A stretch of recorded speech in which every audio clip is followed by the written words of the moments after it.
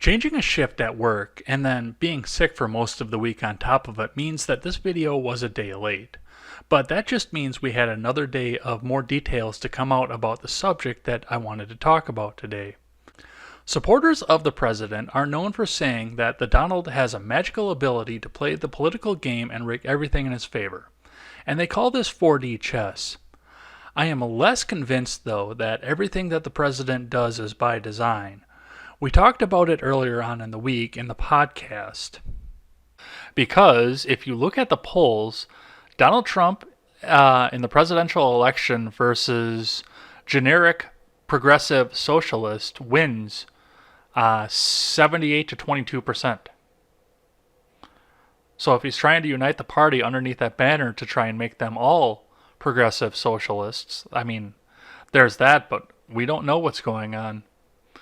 And this could all be just happy stupidity. I don't necessarily account everything that the Donald does to plan, as some people do. No. I think it's just, sometimes I think it's just a knee-jerk stupidity reaction, and it turns out in his favor. I think the guy's got a horseshoe shoved up his ass, to be completely honest.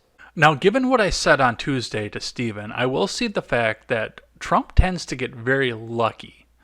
But he also has a level of skill as to how to use the good fortune that comes his way. One of these such instances happened on Tuesday of this past week. That morning, there was a spending deal that was announced between House Democrats and the executive branch. And the details on this spending deal are just about as disturbing as one would think, given the parties involved. And especially given the fact that we went through a major budget showdown just a little bit over a year ago. Now, the reaction from political Twitter and the pundits was kind of predictable.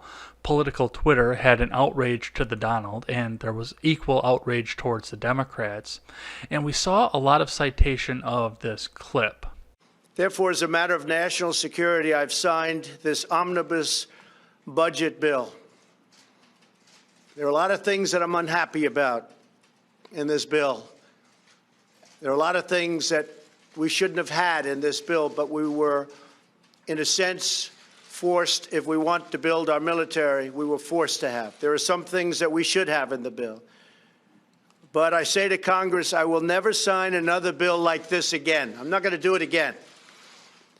But just when we thought that this was going to take center stage and we'd get a massive dialogue across the country, this happened and the nation forgot all about the spending deal. Thank you, sir. In your press conference, you stated any testimony from your office would not go beyond our report. We chose these words carefully. The work speaks for itself. I would not provide information beyond that which is already public in any appearance before Congress. Do you stand by that statement? Yes. In your report, I'll make this very simple. You did a lot of work, correct? Yes, that I agree to. A lot of subpoenas, a lot of pen registers. A lot of subpoenas. Yes. Okay, we'll walk this really slow if we need to. A lot of search warrants. Is it true, the evidence gathered during your investigation, given the questions that you have just answered, is it true the evidence gathered during your investigation did not establish that the president was involved in the underlying crime related to Russian election interference as stated in Volume 1, page 7? We found insufficient evidence of the president's culpability. So that would be a yes? That would be a yes? Yes. Thank you. But let's take a second and look at what was going on in the background while we were all paying attention to the Mueller testimony. Now, House Resolution 3877 is titled as a Bipartisan Budget Act. And according to the text, this package intends to allot $2.7 trillion to discretionary spending with very little earmark to it. Now, there is some earmark, of course. About half of this is allocated to the military, and this reinforces Trump's assertion that his reasoning for getting along with this deal and intending to sign it into law was that it was there to build the military. One of the biggest points of contention, however, when we look down through this bill and we look at some of the reactions to this bill, is the fact that what it does is suspends the debt limit for the next 2 years.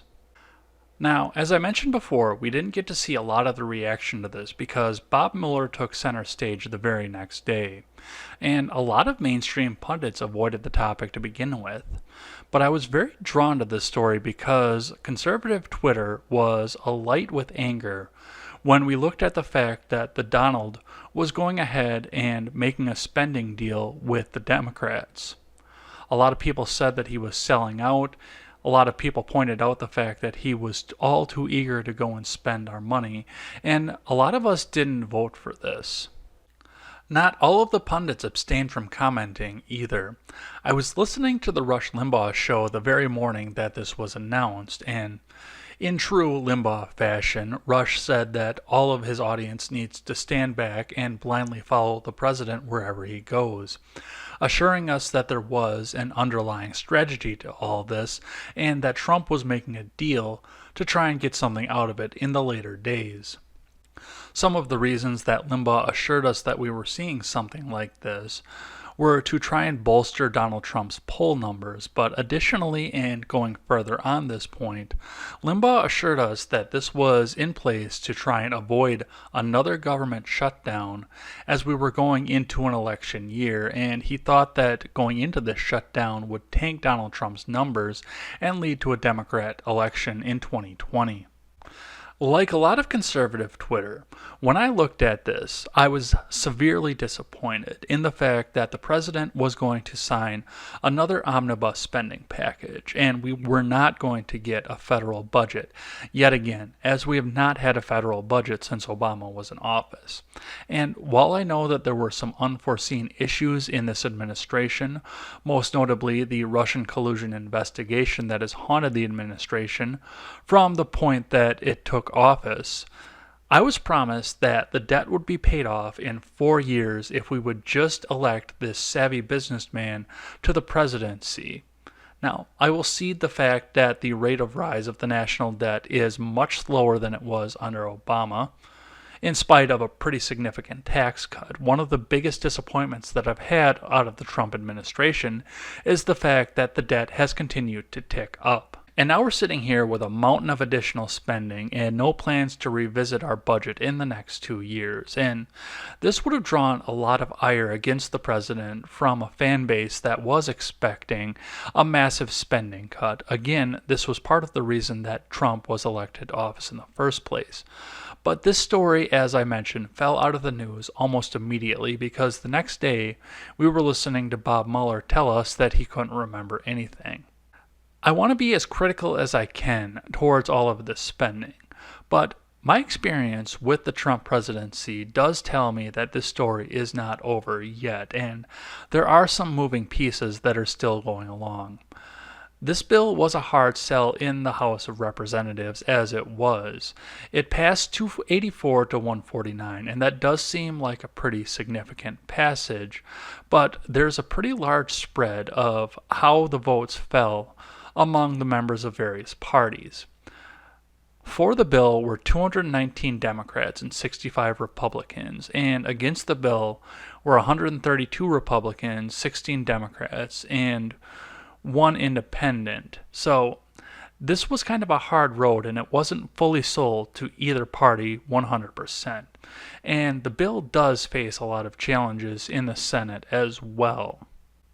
But on the other hand, the military allotment of the spending package may in fact go in the president's favor, given the Supreme Court decision on wall funding and the ability to use military funding that's unallocated towards the wall funding that was handed down this past Friday. I have linked the spending bill in the description below, so make sure you go and read that and stay informed on what it is that the government is trying to spend your money on. What do you think about omnibus spending packages, and what do you think about the fact that this was done right up against the Mueller testimony that took over the news the very next day? I always welcome a thoughtful and positive discussion in the comment section below, and especially over on Twitter. That is at EdsBlogTwitter with a 1 in place of the I. Thanks as always for listening to this show and supporting this channel, and remember, never take the words of bloggers, podcasters, or journalists as gospel. Find all the facts and draw your own conclusions. Take care. You're always there.